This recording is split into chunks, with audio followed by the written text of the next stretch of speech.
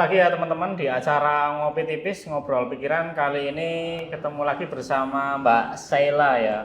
Mbak Sheila dari Timur Tengah ya ini, Arab ya? Enggak. Oh enggak ya? Oh, Enggak. enggak. Ini kok mukanya agak ke Timur Tengahan gitu ya? Iya, katanya gitu Mas. Oh gitu ya? Oh. Tapi enggak ya ini? Enggak. Dari mana Mbak asalnya ini? Asalnya dari Kudus, Jawa Oh Tengah. Kudus, Jawa Tengah. Orang Jawa ya berarti Jawa. ya? Oh. Sekarang kesibukannya ini apa aja nih Mbak Sheila nih? Sekarang kuliah. Oh kuliah. Semester 8 jadi lagi skripsian. Oh skripsian. Ini di mana nih kuliahnya? Kuliahnya di Perencanaan Wilayah dan Kota UGM. Oh UGM, widih. Harus UGM ya? Harus Harga alma maternya berapa nih? murah Mas. Iya. Lumayan ya? Murah. Oh murah. Oke. Alhamdulillah. Oke. Ini UKT ya berarti ya? Ini? Oh UKT, oke. Itu angkatan 2020 ya? Angkatan 2020. Angkatan 2020. Nah ini spill cerita deh Mbak sebelum kita ngobrol lebih jauh nih atau yang lebih menarik ya. Kenapa kok dulu milih UGM? Terus prosesnya gimana tuh? Ini barangkali kan menjelang UTBK nih. Betul. Nah ini buat adik-adik kita siapa tahu buat ada tips and trick atau perjuangannya gimana nih? Coba diceritakan deh ke teman-teman. Jadi aku tuh lulus SMA di tahun 2019 Mas. 2019 dulu dari SMA? Dari SMA 7 Jogja. Oh Jogja, oh di Jogja dari dulu ya. Nah, jadi fun fact-nya aku tuh lulus SMP memang langsung pindah ke Jogja. Karena pengen ini aja sih, karena mau dapat sekolah yang lebih bagus gitu. Cuma ada alasan-alasan lain lah yang bikin. Alasannya. Jadi pindah ke Jogja dari SMP. Ya. Dari masuk SMA itu. Masuk ke Jogja pengennya ya SMA yang bagus lah, tapi 7 itu Pat mana bukan nih? bukan. Oh bukan ya? 7 tuh di selatan Mas. Oh, di selatan, Deket oke. Lengkong Gading. Oke. Oh ya, oke. Terus ternyata nggak keterima. Terus ya udah keterimanya di SMA 7. Udah SMA 7. Lulus 2019 seperti anak SMA pada umumnya, daftar PTN maunya. Excited banget ya pasti. Excited banget. Harus UGM gitu. Iya, Wah, karena idealis banget ya. karena aku pindah ke Jogja karena pengen kuliah di UGM biar lebih dekat gitu. Katanya kan kalau kuliah di Jogja tuh kesempatannya lebih lebih terbuka. gitu. Terus persaingan belajarnya juga. Oh iya, paling enggak kan secara kebiasaan juga sudah mulai mengikuti. Iya, betul. Terus ya daftar UGM sama beberapa PTN lain. Tapi memang aku itu hanya mendaftar PTN tertentu aja Mas. Yang favorit aja ya. Jadi nggak mengecilkan PTN yang lain atau perguruan tinggi lain, cuman aku hanya daftar di UI, ITB, dan UGM. Oh UGM yang terakhir malah nih? Enggak ya, hanya daftar itu. Oh daftar itu. Tiga itu aja. Terus?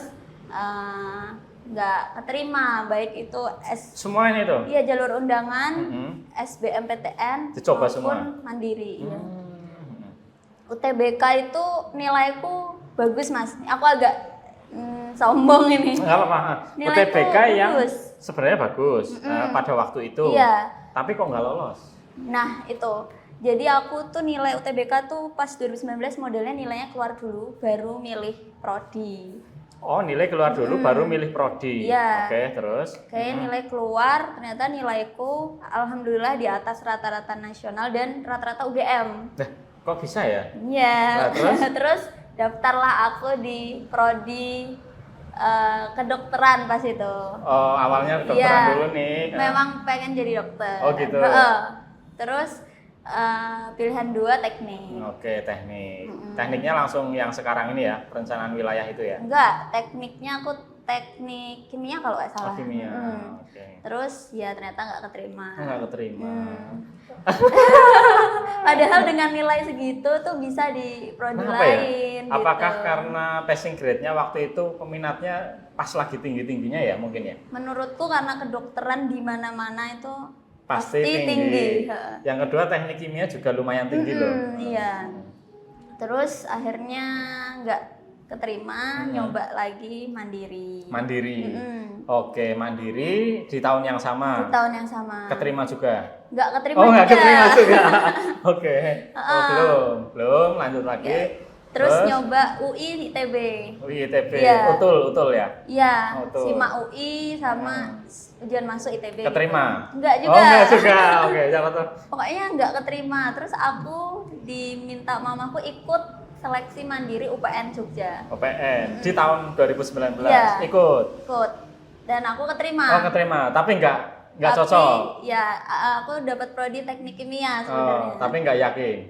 Karena aku nggak pengen kuliah di sana, Mas. Oh, oke. Dan aku ketika gagal tuh aku udah langsung planning tahun depan mau nyoba lagi Oke, gitu. berarti wis lah UPN hanya membatalkan apa kata orang tua dulu. Betul. Terus Terus aku mikir kalau cuman kuliah setahun kayaknya buang-buang duit betul, ibuku. benar. Mending nggak usah gitu. sekalian. Iya, ya. karena udah pasti bakal nyoba lagi Benar, gitu. benar. Jadi Akhirnya pending. akhirnya aku cabut, aku nggak ambil. Oke. Nah, Terus sebenarnya mengecewakan ya orang tua aku karena orang tua sempat kecewa juga ya? kecewa juga karena udah ibaratnya ya semua orang tua pengennya setelah lulus SMA kan langsung kuliah. Oke. Bagi aku tuh dari kampung ya Mas, aku Kampung tinggalku di kampung. Jadi pas kalau misalnya keluarga besarku tahu aku nggak lanjut kuliah itu kayak jadi omongan biasa lah gitu. Biasa, wajar, hal yang wajar. Iya. Tapi nggak kena mental toh? Jangan, sedikit. Tapi pasti ada efek ya, orang masih muda ya. Pasti. Terus akhirnya aku gap year.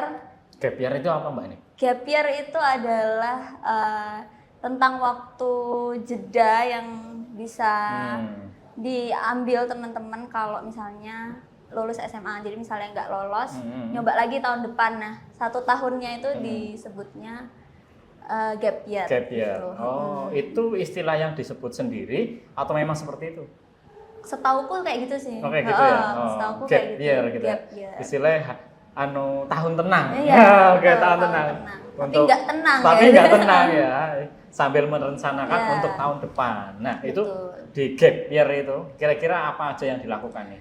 Gap year itu yang aku lakuin, aku ambil kursus. Oh, kursus, tambah giat Les, nih. ya. Oke. Les seminggu 3 kali kalau nggak salah.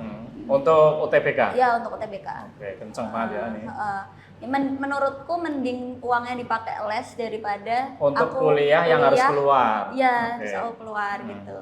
Dan aku harus les juga kalau aku. Benar, 2 kali itu. Ya, jadi Energinya terbuang. Oke. jadi nggak maksimal dua-duanya. Benar, Jadi aku pilih buat kursus. Terus selain kursus, aku explore diri. Karena kan sendirian ya aku. Di Jogja sendiri. Ya, Oh, berarti orang tua itu nggak ikut pindah ke Jogja ya waktu itu? Oh, ikut. Tapi terus gap year itu sendiri.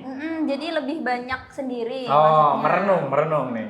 Lebih kayak explore. Oh, jadi perjalanan ke dalam. Betul. Oke. Bener banget. Itu titik balik. Titik balik. Titik balik Oke. itu aku. Oke, merenung terus. Terus bantu orang tua. Soalnya ibuku jualan makanan. Di mana nih? Jadi kayak toko atau gimana? Enggak, jadi nyetorin makanan gitu. Oh, ya, distributor gitu ya. Terus ya bantu-bantuin gitu. Karena selo juga. Iya. Itu aja sih, paling cuman belajar. Aku nggak PRS tapi memang setiap hari belajar setahun itu. Oh, nggak apa-apa. Ya kan emang ada habit yang harus dibangun. Iya, betul. Motivasinya juga besar toh. Saya di tahun depan harus berhasil nih. Ya intinya dari kebiasaan itu nanti lama-lama kan jadi menikmati toh, menikmati terus akhirnya terbangun tuh. Terus full belajar itu ya. Full. Nah, fun fact-nya aku waktu gap year itu off social media, Mas.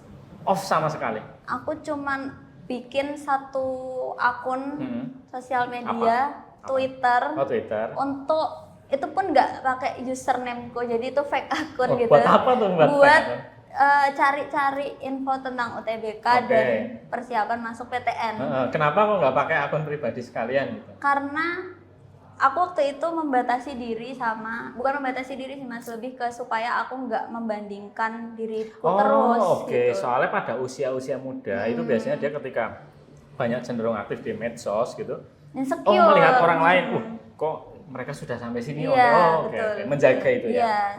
Aku nggak pengen mentalku tambah jatuh. Nah, jadi, tuh teman-teman, dikelola dirinya ya. Jadi cara aku tuh kok aku merasa setiap aku buka sosmed kok aku langsung kayak down. Jadi ngelihat story temen kayak kuliah di mana Yang satu angkatan ya. Iya, baik itu di PTN, di swasta gitu.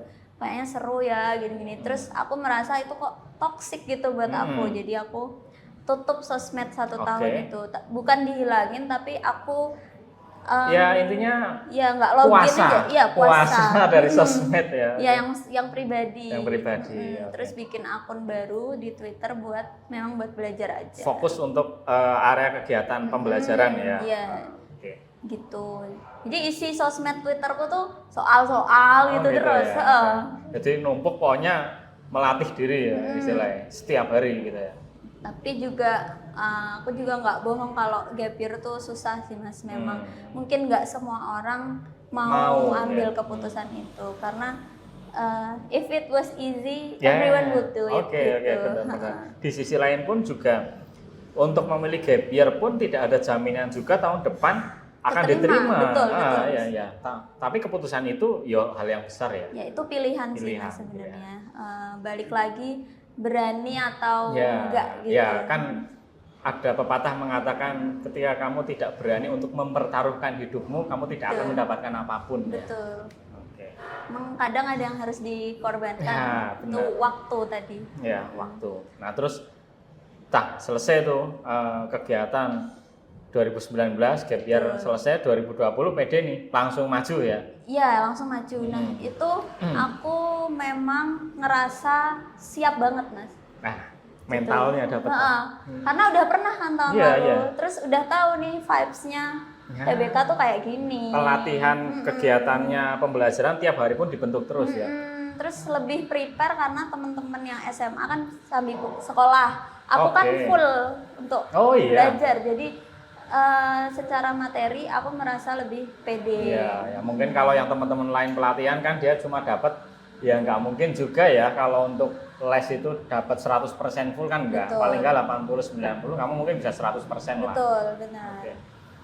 Benar. Itu 2020 langsung nyoba di mana? Langsung UGM. Pilihannya apa itu? Langsung ini PWK. Oh, langsung PWK. Kok bisa? Ke arah minat itu kenapa tuh? Feelingnya itu loh, kok bisa dapat? Tadinya dokter. Jadi aku sampai kan sebelum itu kan ada tryout Mas. Nah, ada tryout terus ada passing grade misalnya mau masuk kedokteran atau masuk kedokteran UI, UGM gitu. Nah, aku tuh selalu minus terus. Minus sedikit sudah minus 2. Sebenarnya tipis banget 1, kayak tipis gitu. Ya? Iya. Selisih dari yang diambil itu iya. Terus tapi di sisi lain aku juga punya sisi takut kalau gagal lagi gitu. Oh, ada fobia ya. Lebih ke kayak trauma gitu sih Mas. Aduh nih kalau gagal lagi aku nggak mau ngulang lagi gitu. Terus aku juga kebetulan orang tuaku pada saat tahun itu ekonominya lagi nggak baik, lagi turun banget. Karena COVID kan Mas itu. Pandemi ya 2020 masih pandemi. Itu jadi bener-bener lagi drop banget. Terus nggak bisa biayain lebih gitulah intinya yang ada aja itu yang kamu pakai gitu. Terus gara-gara itu juga bener-bener down banget. Akhirnya mamaku tuh ngomong, Kak cari jurusan yang banyak kerja, yang banyak lowongan kerja, banyak peluangnya itu lebih ke general gitu. Yang sekiranya mungkin nanti peluang di wilayah pekerjaannya banyak, bisa masuk di wilayah mana aja, Terus coba cari gitu, teknik gitu kan. Teknik kan, terus cari apa ya gitu. Nah, tapi aku itu lemah berhitung, Mas. Lemah berhitung. Terus? Lemah berhitung. Jadi aku kayaknya nggak mungkin kalau masuk sipil gitu. Terus, aku dulu sipil mana? Aku tuh kayak, aduh kayaknya kok nggak bisa gitu. Terus tanya saudara juga ada yang di sipil. Ada yang di sipil. Ya memang sih lumayan kenceng. Aku juga pengen ke arsitektur aja deh. Gitu. Terus apa ya yang mirip sipil gitu. Kebetulan ayah juga sipil. Sipil juga ya. Ayah cerita kalau lo ada alternatif yang mirip tapi nggak ada hitungannya Kak gitu. Terus coba cari-cari, terus nyambi sholat lah. Nah, petunjuk. Oke. Nah, bener nggak ya gitu. Aku sampai H-1 penutupan pendaftaran belum punya prodi, Mas. Masih fakultas saja barusan. Nggak tahu mau masuk apa. Aku bingung. H-1 ya itu, Allah. H-1. Iya, H-1. Ya Allah. Berarti belum daftar klik Belum. online itu? Belum. Wah, mepet kali ya. Itu Belum. kalau loading gimana tuh? Iya, terus ya aku ya Allah, malam ini deh gitu, malam ini. Terus besoknya tutup, hari itu aku daftar, nggak tahu, terus langsung milih aja PWK gitu. Oh, pas mepet ya, itu waktu-waktu time limit lah ya. Iya. Oke. Dialah, PWK gitu Iya. aja. Oke. Sama pilihan 2-nya aku ambil pembangunan wilayah, mirip kayak PWK. Oh, mirip ya. Tapi Itu tapi di geografi. Nah. Oke, akhirnya masuk lah. Ya, tapi dengan pilihan itu tuh aku pede banget, Mas. Oke. Pede Dengan keterima, beberapa hal yang gitu. sudah dibangun ya gitu. Pasti keterima. Oke, terus keterima beneran. Terus ya keterima beneran. Ini kan dari keyakinan sebenarnya mungkin. Sebenarnya iya. Dulu kalau kamu mungkin meyakinkan diri untuk keterima dokter, mungkin bisa keterima loh. Ya Ya, mungkin ya. lah. Tapi ya sudah, nggak apa-apa. Rezeki sih, Mas. Mungkin jalannya memang harus Memang seperti harus itu. gitu. Kadang ya Allah itu adil gitu ya. Iya, betul. Terus, oke, sudah keterima ya. Seneng nggak itu? Seneng. Oh, seneng. Seneng banget. Orang tua wah, bangga nih anak gue nih, gitu, anak aku nih, gitu. Aku Ya. senengnya bukan karena keterima doang sih, Mas, karena Oke. bisa buktiin ke orang-orang kalau aku lolos loh. Gagal tuh nggak sepenuhnya gagal terus Ya, gitu. oke. Ya kadang memang orang tua itu perlu dibuktikan ya. Nah, betul. ini lemah pak gitu ya. Aku juga bisa gitu. Oke. Karena kalau sebelum itu terjadi pun ya pasti down banget ya. Iya, Down pasti. banget. Oke. Pasti. Oke, kita masuk ke perkuliahan ya teman-teman. Nah, ini ada lanjut kuliah nih ya ceritanya. Ini dari perkuliahan kira-kira melakukan kegiatan apa saja nih selain dari kuliah wajib ya. Iya. Pasti ada hal menarik nih untuk seorang Sheila ya. Nggak mungkin nggak nih. Aku kuliah tuh kebetulan memang aktif di akademik, iya, nggak yang non akademik juga iya. Oh, non akademik. Kalau akademik udah pasti. Ya udah pasti. Rutinitas non akademiknya nih barangkali nih teman-teman pengen spill cerita nih. Jadi aku non akademiknya biasa ya, kalau di universitas ikut himpunan mahasiswa itu di tahun kedua aku ikut. Tahun kedua. Selain itu ya event-event. Aktif, terus sama aku ngambil job kayak asisten dosen buat tambah-tambah uang jajan, sama sempet gara-gara jadi asisten dosen itu sama mungkin kinerja selama di kampus ya, kinerja akademik, kebetulan bisa diajak proyekan di IKN sama salah satu dosen. Oke, yang di sana. Dosennya mau di-spill nggak nih? Boleh. Oh, siapa nih dosennya? Namanya ayo. Bu Yani Senar Harum, terima kasih. Oke, Bu Yani. Besok saya podcast ya Bu Yani ya di sini ya. Ini kayaknya ada cerita yang menarik ya. Iya. Oke, berarti nih sebelum kita ke arah IKN, wah ini menarik nih kan kayaknya. Di area kepemudaan apa kira-kira di masa kuliah yang paling berkesan nih menurut Sheila ya? Banyak kegiatan. Kan pasti melihat tuh dari pola pikirnya bahwa saya tertarik nih di wilayah kepengelolaan kepemudaan atau di kegiatan apa nih kira-kira yang di masa-masa perkuliahan tuh yang membangun karakter gitu misalnya. Aku mungkin dari organisasi-organisasi itu ya, Mas. Itu ya, banyak ya soalnya. Aku banyak, dan kebetulan aku tuh memang di posisi yang manage orang gitu. Jadi pengurus inti, selalu di pengurus inti begitu. Jadi kayak belajar ini sih cara mengorganisir orang, terus mengkonsep sesuatu. Mengkonsep imajinasinya jalan. Iya, betul. Leadership. Keren ya. Jadi dari situ semua belajar membagi waktu, terus membagi keuangan juga, kepemimpinannya juga ada, ketemu banyak orang. Benar. Main semua ya. Akademiknya main, itunya main juga ya. Insya Allah. Mindsetnya juga main. Oke. Keren. Nah, ini ngomong-ngomong yang di wilayah IKN nih. Itu kan lagi hype banget ya sekarang. Namanya kalau nggak salah Otorita IKN. Ya, Otorita Ibu Kota Negara. Kalau otorita sendiri ya, menurut Sheila ini yang sudah terjun langsung dari kegiatan kepemudaan di IKN itu apa tuh? Yang kok bisa disebut otorita? Ya, Jadi mungkin ini sepengetahuan aku aja ya Mas. Jadi otorita itu badan otorita Ibu Kota Nusantara itu baru dibangun, memang baru didirikan itu kalau nggak salah di 2021 akhir. 2021 akhir, oke. Sekitar 2021-2022. Terus memang mereka ada beberapa divisi. Nah, tugasnya otorita ini adalah mengontrol, beratnya kayak kementerian yang membawahi langsung pembangunan di IKN gitu. Mirip dengan lembaga kementerian, Betul. tapi dia membawahi IKN ya. Iya. Bentukannya itu namanya otorita ya. Betul, bentukannya. Pada masa pelaksanaan. Ya, pada masa pembangunan. Pembangunan aja. ini ya. Oke. Nah, ini ngomong-ngomong pas di IKN itu tahun berapa dulu? Dulu 2022. 2022. Itu setelah pandemi kan ya? Setelah pandemi. Setelah pandemi terus ke sana berapa orang tuh dari PWK? Yang ke sana 5 orang yang dibiayain karena Yang dia 5 orang, ya. mahasiswa semua yang 5 orang. Iya, Apa sudah mahasiswa. termasuk dengan dosen? Sama dosen 6. Oh, sama dosen 6. Iya, sama dosen. 5 orang mahasiswa semua Iya. yang terpilih. Iya, yang Ada seleksi itu. sebenarnya enggak. Waktu itu ceritanya bisa dapat proyek di sana itu. Aku memang orangnya nggak suka gabut, Mas. Nggak suka gabut itu berarti nggak suka berdiem. Iya. Oh, jadi gerak terus ya? Kalau libur, Hmm. aku nggak. Kalau libur kuliah kan lama tuh 2 bulan kan. Aku kadang kalau terlalu lama tuh jadi nggak produktif. Kalau masuk tuh jadi males gitu. Ya, oke.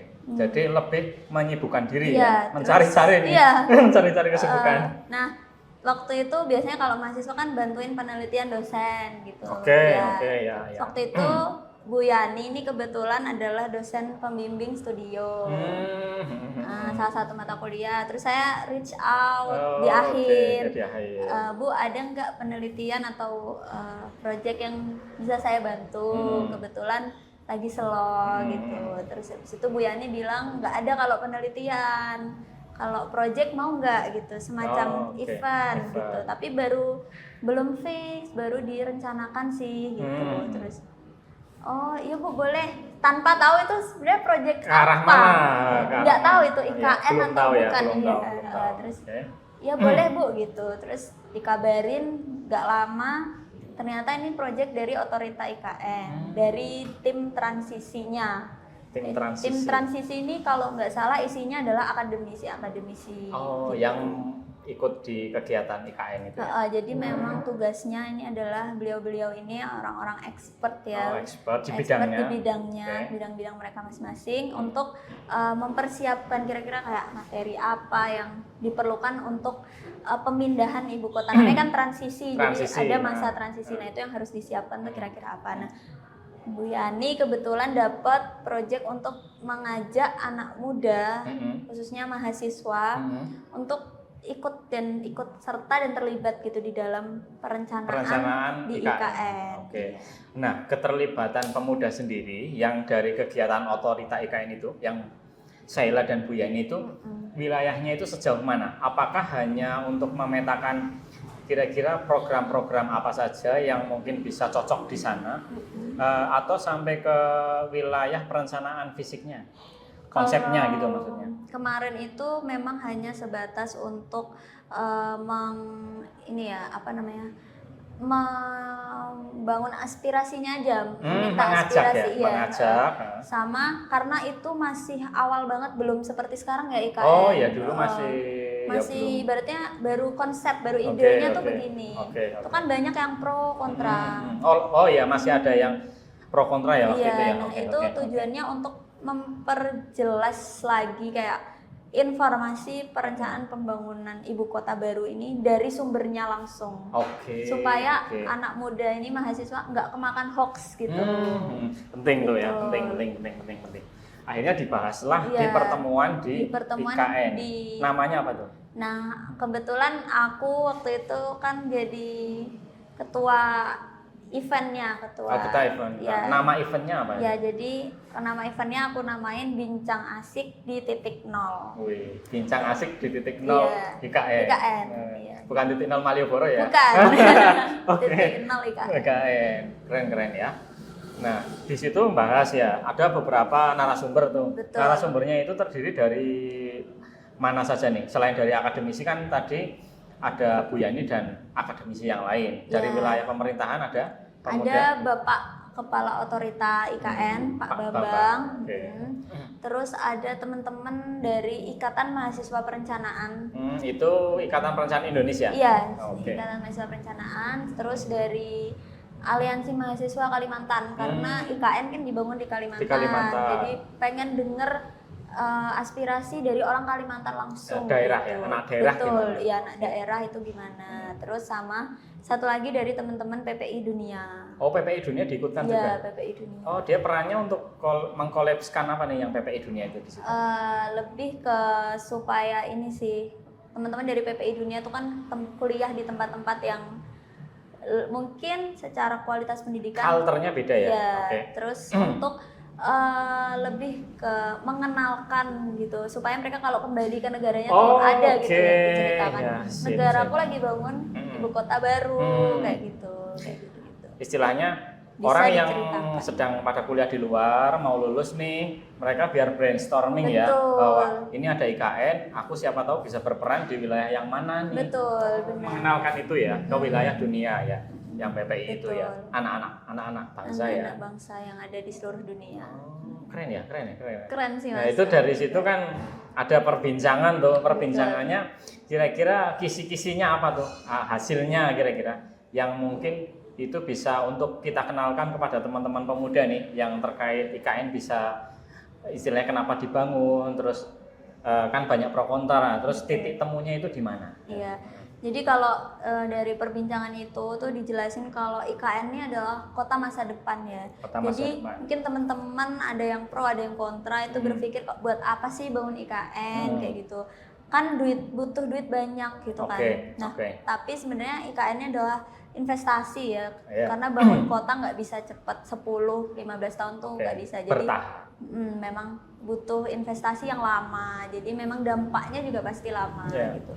Cuman kota ini tuh disiapkan buat kita sebenarnya teman-teman anak muda Gen Z gitu. Terutama Gen Z ya. Iya, milenial paling ya kecipratan dikit. Karena kan nanti 2045 ya Indonesia emas itu. Gen Z kalau kira-kira umurnya 20 tahun tuh udah 40-an kan. Oh ya, pas 2045. Aku aja udah 48-an ya mungkin ya. Aku berapa ya? Oh ya dia 40-an lah juga lebih sedikit. Karena kan kalau usia segitu tuh biasanya menempati posisi-posisi strategis ya di mungkin di badan-badan atau di kementerian tuh sudah bisa mencapai gitu. Jadi yang makai tuh nanti kita, bukan bapak-bapak yang bangun sekarang gitu. Mereka hanya memperjuangkan untuk membangun masa depan itu untuk anak muda itu ya. Terutama Gen Z ke bawah. Iya, jadi teman-teman ini nanti kotanya tuh udah disiapkan yang cocok lah sama teman-teman. Kita suka healing, suka ke taman-taman dan danau-danau. Di sana banyak. Di sana direncanakan seperti itu. Sama full wifi ya kayaknya. Full wifi.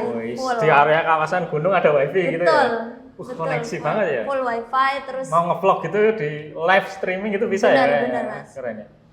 Terus nggak akan ada lagi nih kendaraan motor-motor. Di sana pakai apa kalau rencana? Rencananya kotanya itu adalah kota yang walkable, jadi bisa diakses dengan jalan kaki kayak di Singapura kira-kira. Berarti jalan kaki kan yang aksesibilitasnya itu ada radius ya, radius terdekat. Betul. Kalau yang mungkin jaraknya agak lumayan, ada kendaraan umum? Ada, jadi ada kendaraan publik kayak bus. Bus listrik gitu ya. Ya, semua kendaraannya listrik. Kalau untuk kendaraan pribadi berarti di sana nggak terlalu diunggulkan ya kalau di sana ya, di rencana. Setahu aku sekarang pun terakhir aku ke sana 2023 tahun lalu Mas. Aku ke sana pertama 2022, 2023 alhamdulillah balik lagi ke sana. Itu sudah pesat banget ya, 1 tahun itu pembangunannya sudah luar biasa. Kayaknya full 24 jam ya. Iya. Kalau dilihat di YouTube sekarang juga sudah terbangun banyak banget udah jadi kelihatan kota gitu. Itu sudah direncanakan ada di sana. Berarti itu fasilitas-fasilitas itu mungkin kayak semacam disediakan pemerintah ya. Entah itu mobil listrik, entah itu sepeda listrik, ada stasiun listriknya. Mungkin tinggal pakai saja gitu ya.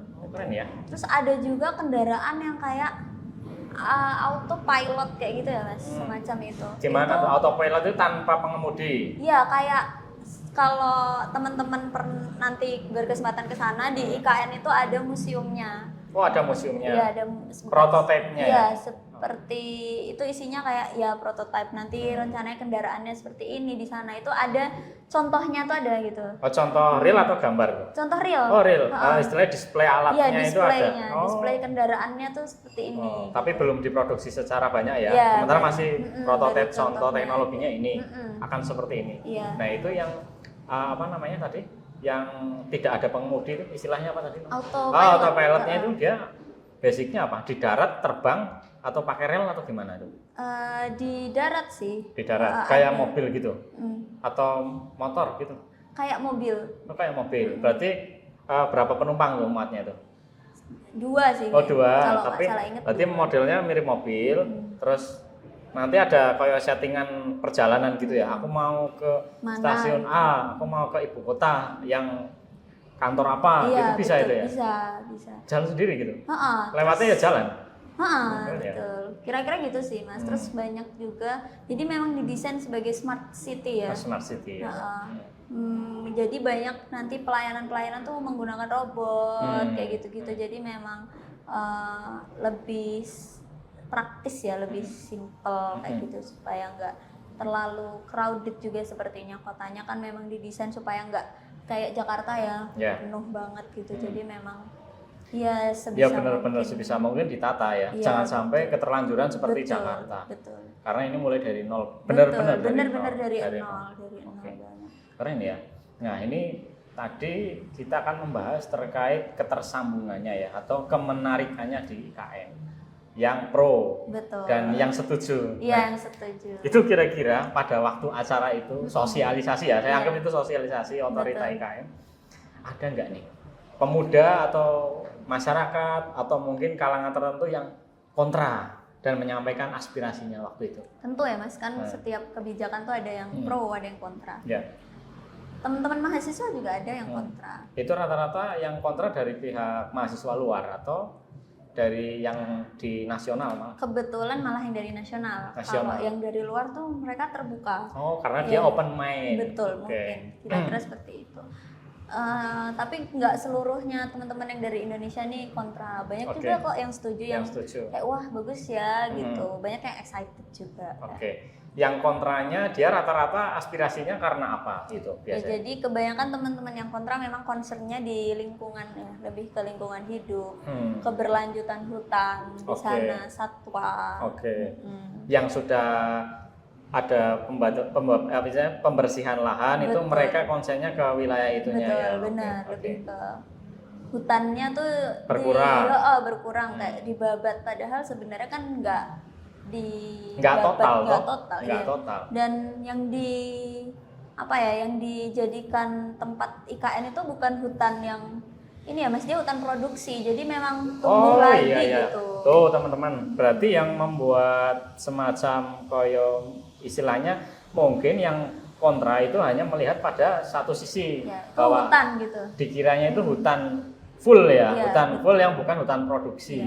Jadi seolah di situ ya oke lah, mungkin ada pengurangan semacam sumber daya. Betul. Tapi itu kan karena secara konsep memang hutan produksi ya teman-teman ya. Betul. Berarti kan kalau produksi sebenarnya pada masa usia tertentu pohon-pohonnya itu bisa dibabat, nanti ditanam lagi. Ya nggak masalah sebenarnya.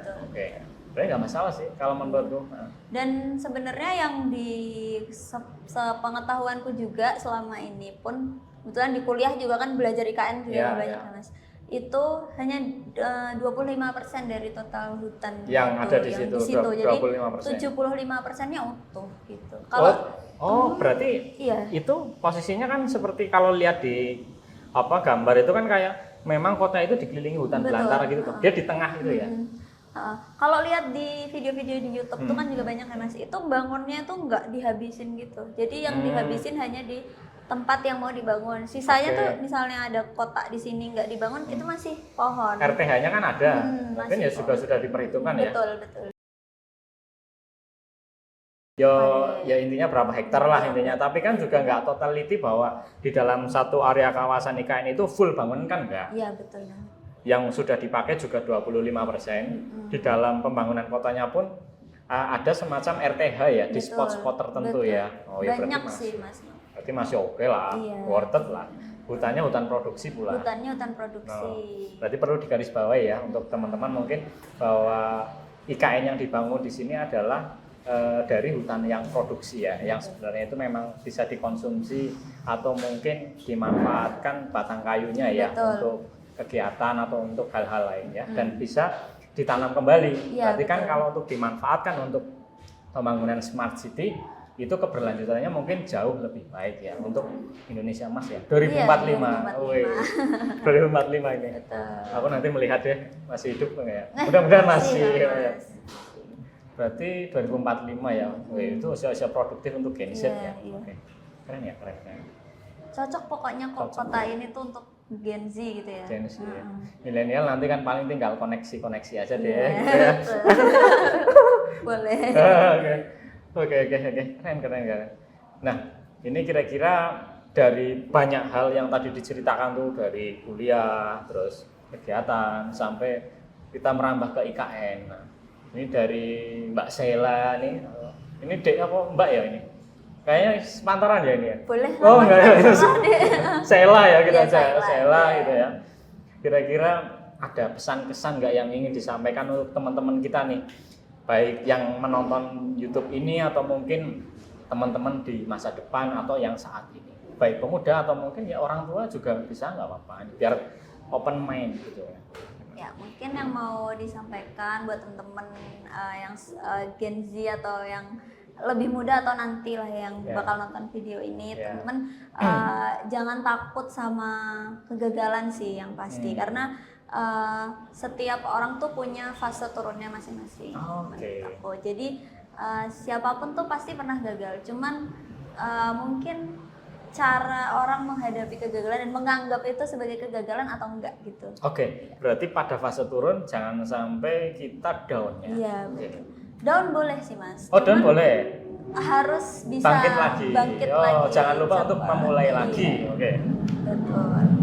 Terus yang kedua, explore diri, banyak-banyak sih, explore diri. Oke. Kadang teman-teman itu hanya terpaku mungkin pada satu skill aja, pengen ngembangin skill ini gitu, atau pengen bisa bersosial di sini aja. Tapi kalau dari aku, kalau bisa ke semua level, kalau bisa ke semua sektor, apa sih yang jadi peluang teman-teman itu yang dicoba. Khususnya untuk teman-teman yang masih kuliah, sebisa mungkin waktu itu dimanfaatkan buat ya menambah skill, nambah pengalaman. Itu menurut aku penting banget ya nanti buat selain itu skill dan pengalaman itu bisa membangun relasi loh. Oke, ada benar, koneksi loh benar, nanti. benar. Betul. Secara alami ya malah itu. Betul. Keren. Jadi kenal ini, kenal itu. Nah, kita ya sudah dikenal. Iya, Podcast jadi- nih.